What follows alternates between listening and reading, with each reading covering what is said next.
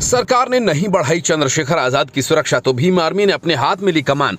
10 मार्च के लिए बनाया सीक्रेट प्लान। चंद्रशेखर आजाद के पास तक पहुंचना होगा मुश्किल। 4 लेयर सुरक्षा करेगी निगरानी। आखिरी पंक्ति में भी होंगे हथियार बंद। चंद्रशेखर आजाद की सुरक्षा देखकर शर्मा जाएंगी एजेंसीज। परिंदा भी पर मारने से पहले 100 बार सोचेगा। दुश्मनों के अरमानों पर फिरा पानी। 10 मार्च को आजाद समाज पार्टी और भीम आर्मी लखनऊ में एक बड़े आंदोलन की नींव रखने जा रहे हैं। यह आंदोलन 2027 में होने वाले यूपी विधानसभा चुनाव से पहले सारे राजनीतिक समीकरण बदल सकता है। लेकिन उससे पहले चंद्रशेखर आजाद की सुरक्षा को लेकर भीम आर्मी और आजाद समाज पार्टी बहुत चिंतित है। समाज भी अपने नेता की सेफ्टी के लिए परेशान है, क्योंकि हमले होने के बाद भी सरकार ने उनकी सुरक्षा बढ़ाने से इनकार कर दिया, जिसके बाद ये जिम्मा अब खुद भीम आर्मी ने उठाया है। उन्होंने चंद्रशेखर आजाद की सुरक्षा के लिए एक सीक्रेट प्लान तैयार किया, जिसकी कुछ जानकारियां निकलकर सामने आई हैं। चंद्रशेखर आजाद के लिए 4 लेयर सुरक्षा घेरा तैयार किया गया है और इसके लिए भीम आर्मी कुछ बाहर से भरोसेमंद ट्रेंड लोगों को बुला रही है, जिनके पास लाइसेंसी हथियार होंगे और जरूरत पड़ने पर वो बॉडी फाइट के लिए भी तैयार रहेंगे। 4 लेयर की सुरक्षा की जानकारी आगे देंगे, लेकिन उससे पहले जानिए कि चंद्रशेखर आजाद को सुरक्षित रखना क्यों जरूरी है। मैं गोली खाने के बाद भी इसलिए जिंदा हूँ, बच गया हूँ, क्योंकि अभी आपकी लड़ाई पूरी नहीं हुई। अभी बाबा साहब का सपना अधूरा है और सपने को हमें पूरा करना है। आप बस कुछ दिन और गरीबी के आपकी ज़िंदगी में रहेंगे, जब तक आपका बेटा अपने पैरों पर नहीं खड़ा होता। मगर मैं वचन दे कहता हूँ अपनी माओ बहनों को, अपने भाइयों को, बुजुर्गों को, हार मत मानना। ये बाबा साहब ने जब हम पे ये अधिकार दिए ना, तब हम पे झोपड़ियाँ भी नहीं थी, तब से हम लड़ते आ रहे हैं। आज कम से कम कच्चे मकान या ईंट के मकान प्लस्तर के बन तो गए हैं, और 5, 7, 10 साल लगेंगे। बाबा साहब ने कहा 21 सदी हमारी है, तो ज़िंदगी बदलेगी। मैं आपको वचन दे कहता हूँ, अगर मैं 10 साल जिया तो आपके किसी घर कच्चे नहीं होंगे। मैं जबान दे कहता हूँ, आपको वचन दे के मेरी बात को याद रखना। सूरज ढल रहा है।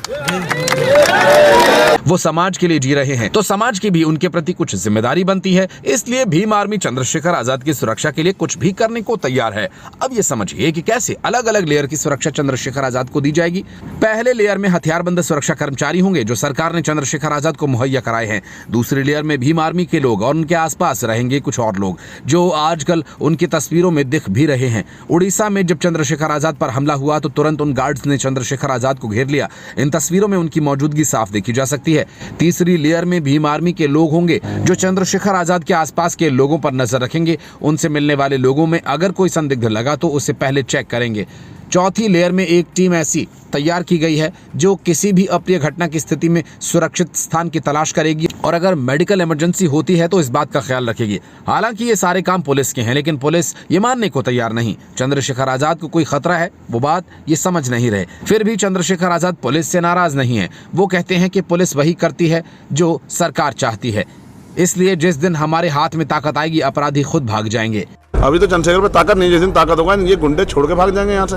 किसी बहन बेटी तरफ आंख उठा के भी देखेंगे। ऐसा माहौल आएगा कि हर आदमी खुशहाल महसूस करे। जो अधिकारी कर्मचारी घूस लेते हैं, घूस छोड़ के इंसान बन के काम करेंगे। सुबह दफ्तर में टाइम से पहले आएंगे और टाइम के बाद दफ्तर से जाएंगे।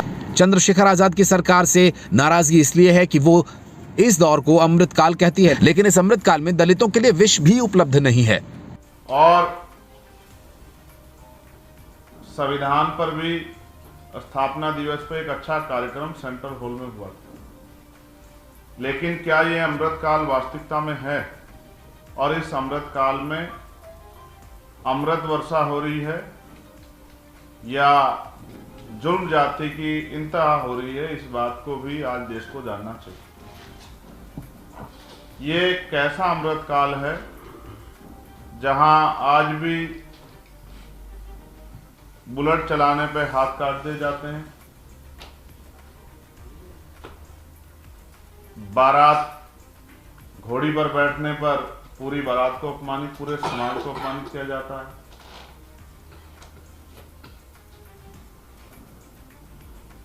आज भी सामाजिक रूप से बहिष्कार होता है पूरे परिवार का, पूरी जातियों का, पूरे गांव में।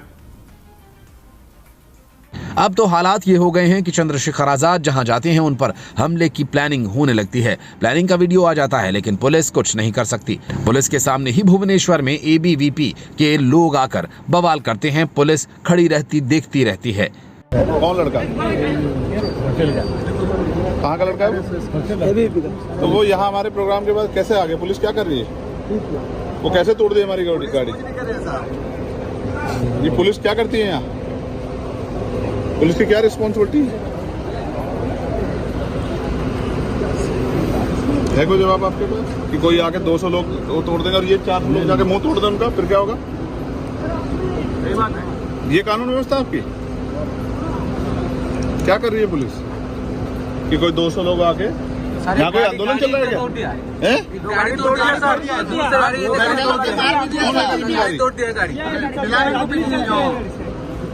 हमारे कार्यकर्ता को 15-20 साल रात से हुआ है, मार दिया, थप्पड़ भी मार दिया है। ये क्या कर रही है पुलिस? ये पुलिस ये करवाना चाहती है क्या? फिर तो कैसे कोई आगे दम कर रहा है? इसका बिल्कुल सपोर्ट नहीं है। हैं? देखने के लिए यहाँ पे खड़ा है सर, कोई कुछ काम का नहीं कर। काल से ये तमाशा हो रहा है। और इस वीडियो में आप गौर से देखिए, ये उड़ीसा के भुवनेश्वर का वीडियो है जब चंद्रशेखर आजाद हमले के बाद पुलिस से बात कर रहे थे।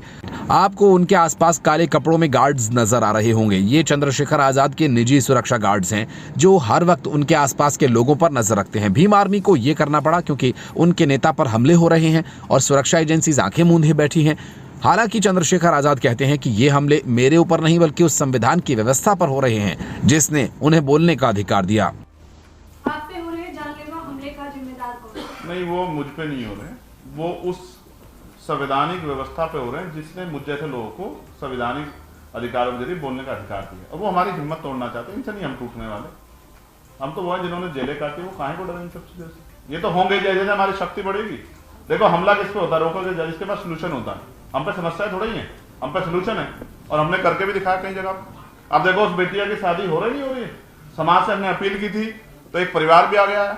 मैं प्रशासन से मांग करता हूँ पुलिस से कि उनकी सुरक्षा सुनिश्चित करे। चंद्रशेखर आजाद के इस बयान को अगर उनके दुश्मन देख रहे होंगे तो उनके हौसलों की बुलंदियों का अंदाजा भी लग गया होगा। सरकार और प्रशासन सुरक्षा दे या न दे, अब ये कारवां रुकने वाला नहीं, इसका अंदाजा भी हो ही गया होगा।